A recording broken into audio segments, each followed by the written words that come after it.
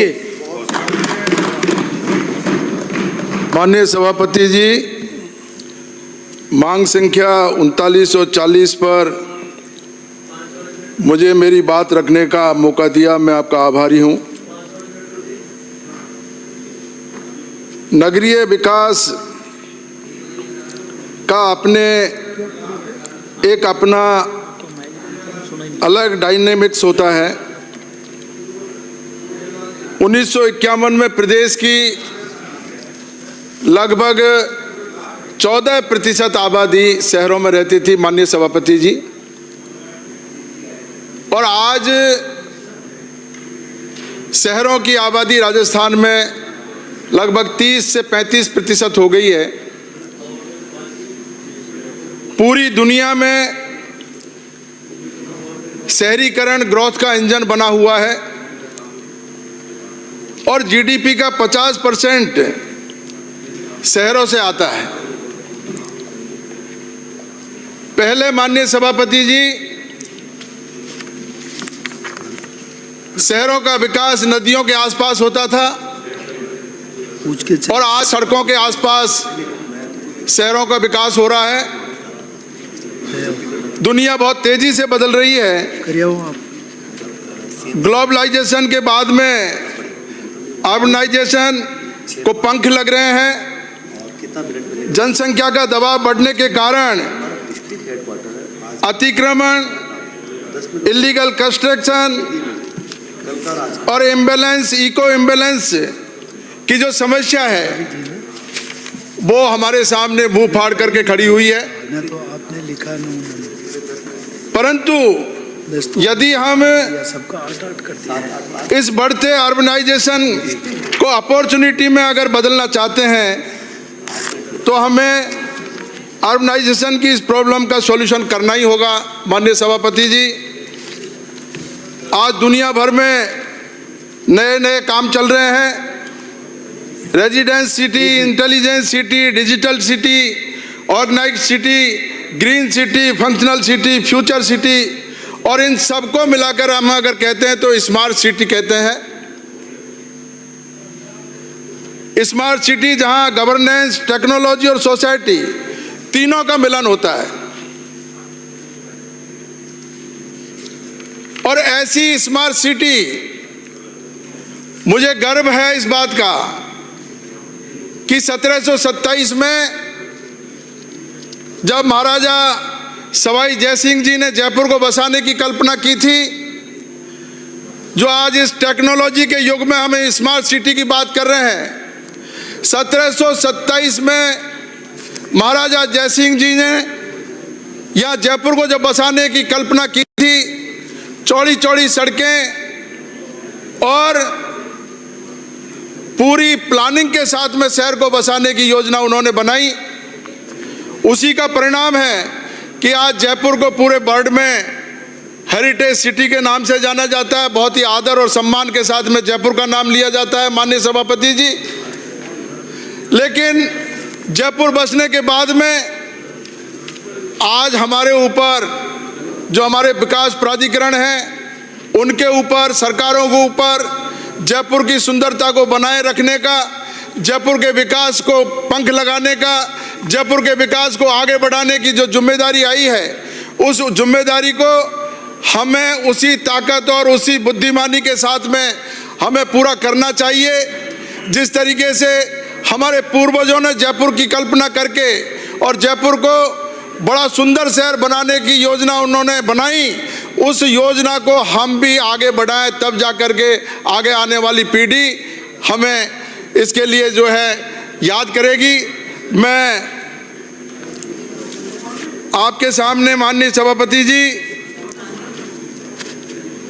मैं कहना चाहूँगा कि जब जयपुर शहर बस रहा था 1727 में, महाराजा सवाई जयसिंह जी ने जो अतिक्रमण था और जो वहाँ पर बसावट थी, उस बसावट को हटाने का पूरा प्लान करके और तैयारी करके उस बसावट को हटाया और पूरे देश के लोगों को, जो वास्तुशास्त्री थे, बड़े बड़े पंडित और विद्वानों को बुलाया और अश्वमेध यज्ञ करके जयपुर को बसाने की योजना बनाई। मैं आपको ये कहना चाहूंगा कि जब बृहदराज की मूर्ति जो कांचीपुरम में थी, प्लीज सारे पंडितों ने ये कहा, आवाज धीमी, कि भगवान विष्णु की मूर्ति अगर जब तक नहीं आएगी जयपुर में, तब तक इस शहर की स्थापना नहीं हो सकती। और उस मूर्ति को लेने के लिए यहाँ से जो हीदा मीणा था, वो हीदा मीणा को महाराज ने कांचीपुरम भेजा। हीदा मीणा अपनी बुद्धिमानी से उस मूर्ति को लेकर के आया, तब जाकर के यहाँ अश्वमेध यज्ञ हुआ। उसके बाद में जयपुर की स्थापना हुई। तो ऐसा शहर जो वास्तु शास्त्र के हिसाब से बसा हुआ है, हमारे पंडित और विद्वानों के अनुसार बसा हुआ है, हमारे चौपड़ और वास्तु शास्त्र को मिलाकर के बसा हुआ है, जिससे आज तक इस जयपुर पे कोई संकट सभापति महोदय नहीं आया। तो ऐसे में यह खूबसूरती है कि हम ऐसे शहर की बसावट को, ऐसे शहर की प्लानिंग को, ऐसे शहर की सुंदरता को हम लोग कायम रखें। और ये सुंदरता को कायम रखने का अगर कोई दायित्व है, आज जयपुर विकास प्राधिकरण पे है। मैं जयपुर विकास प्राधिकरण की तारीफ करूंगा। बहुत अच्छे ढंग से और प्लानिंग वे में वो काम कर रहे हैं, लेकिन बहुत सारी कमियां भी उनके स्तर पर रह रही है। जो सड़कों का नेटवर्क है, मास्टर प्लान जो उन्होंने बनाया, उस मास्टर प्लान के अनुसार जो सेक्टर प्लान है, उस सेक्टर प्लान को लागू नहीं हो पा रहे हैं। इसमें पूरी की पूरी अगर कोई कमी है तो हमारे जयपुर विकास प्राधिकरण में जो इंजीनियरिंग शाखा है और जो डीसीज हैं, वो क्षेत्र में नहीं जाकर के सड़कों का निरीक्षण नहीं करते हैं। जो आप लोगों ने नियमन करवाया, जो भूमि आपने समर्पित करवा ली और समर्पित करवाने के बाद में भी आप उस पर डिमार्केशन नहीं करके सड़कों का नेटवर्क नहीं जोड़ रहे हो, इससे शहर की सुंदरता खराब हो रही है। जब उसमें अतिक्रमण हो जाता है, उसके बाद में जाकर के आप तोड़फोड़ करते हो। तो ये सारी की सारी चीज़ें अगर जयपुर विकास प्राधिकरण ध्यान से पहले अगर इसमें पूरी तरफदारी करे, पूरी कार्रवाई करे, तो मैं समझता हूँ जयपुर की सुंदरता और उसकी खूबसूरती और आगे बढ़ सकती है। मैं माननीय मंत्री जी को कहना चाहूँगा कि हमारे नगर परिषदों में आपने जो नगर पालिकाओं को नगर परिषद में क्रमोन्नत तो सरकार ने कर दिया, लेकिन वहाँ पर जो आपके कमिश्नर की पोस्ट है, वहाँ पर कहीं AN को आपने चार्ज दे रखा है, कहीं आपने XCN को चार्ज दे रखा है, कहीं EO को आपने कमिश्नर बना रखा है। वहाँ पर नगर परिषदों में रेवेन्यू अधिकारी नहीं है। आपने मास्टर प्लान लागू कर दिया, लेकिन मास्टर प्लान में लैंड यूज को समझने वाला कोई नहीं है। और जब पट्टे देते हैं, फाइल चलती है पट्टे की, उस पट्टे पे जो भू उपयोग की जो रिपोर्ट होती है और राजस्व की जो रिपोर्ट होती है, तो जब तक राजस्व का अधिकारी नगर परिषद में नहीं होगा, मास्टर प्लान का ATP अगर मान लो नगर परिषद में नहीं होगा, तो वहाँ पर उनका काम लगातार बाधित होता है।